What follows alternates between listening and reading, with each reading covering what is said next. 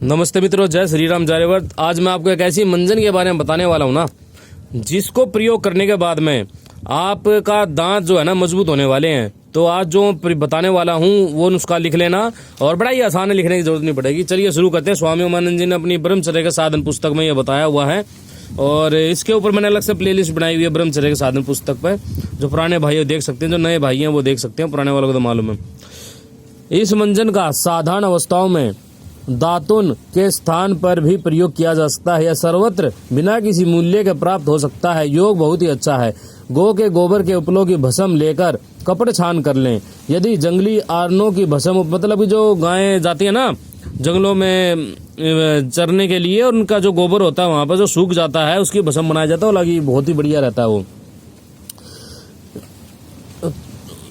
की भस्म उपलब्ध हो तो क्या कहना है, वही मंजन है। इसको मंजन की आवश्यकता पड़ने पर दांतों और मुसड़ों पर मंजन की भांति मलकर शुद्ध जल से कुल्ला करें। हींग लगे ना फिटकरी, रंग चोखा दे वाली बात इस मंजन पर घटती है। यह बिना पैसे के मंजन दांतों को इतना शुद्ध, कांति में चमकीला बना देता है कि जिसके आगे बहुत मूल्यवान मंजन भी फीके पड़ जाते हैं। सबसे बड़ी बात यह है कि इसके प्रयोग से दांतों के कृमि कीड़े दूर हो जाते हैं। दांत और मुसड़े सर्व प्रकार के मलों से शुद्ध और पवित्र होकर सदैव रोगों से सुरक्षित रहते हैं। दांतों की पीड़ा और रोगों के दूर करने में यह रामबाण है।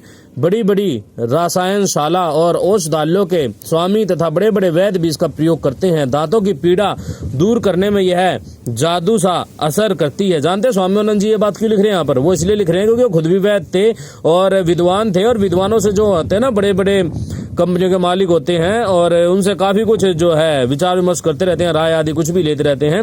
और क्यों विद्वान की दोस्तों हर जगह वो पूजनीय होता है, ठीक है ना। गुरुकुल रावल की घटना, उनके जीवन की घटना स्वामी आनंद जी यहाँ पे लिखते हैं। एक आर्य सन्यासी दांतों की पीड़ा के कारण अत्यंत कष्ट में था।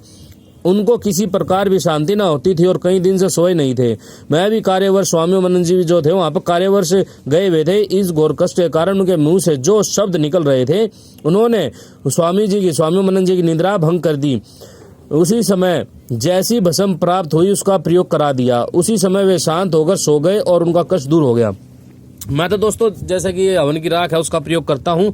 मैं कैसे प्रयोग करता हूँ, मैं दांतों पे अच्छी प्रकार से लगा लेता हूँ नहाते समय, और फिर नहाने के बाद में अच्छी प्रकार पानी भरता हूँ और फिर उसका कुल्ला करता हूँ। काफी देर तक मतलब मुंह में हिलाता हूँ पानी को इधर से उधर।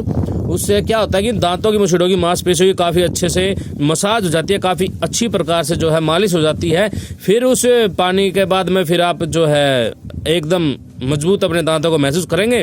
और किसी प्रकार की ये जो है ना आती हैं, क्या आपके पेस्ट में नमक है या आपके पेस्ट में नमक नहीं है, फालतू की बकवास जो करते रहते हैं, कभी नमक को कहते हैं बढ़िया, कभी खराब बताते हैं। तो इनके ऊपर ना जाकर आप जो है अपना देसी चीज़ों का प्रयोग करेगा तो वैसे दातुन आदि कीजिए या फिर इसको कीजिए, हर जगह आसानी से उपलब्ध है, ठीक है। तो इसी के साथ में जय गौ माता, जय श्री राम, जय रेवत।